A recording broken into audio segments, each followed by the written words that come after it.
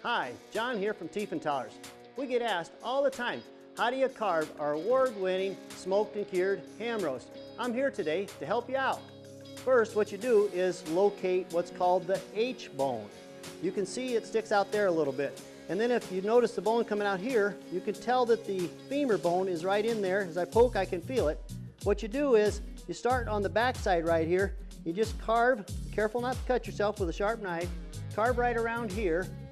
You just follow that bone just a little bit. What you're trying to do is just take this bone out so you kind of have a boneless chunk that's much easier for carving. Then you can lay it over here just a little bit like this and do the other side. Everything on this platter here now is boneless, so that's real easy to carve. The rest of these smaller pieces you can take off of here and use for scalloped potatoes and ham, scrambled eggs and ham, or use the bone for bean soup. And that, my friends, is how you carve a Tiefenthaler award-winning ham.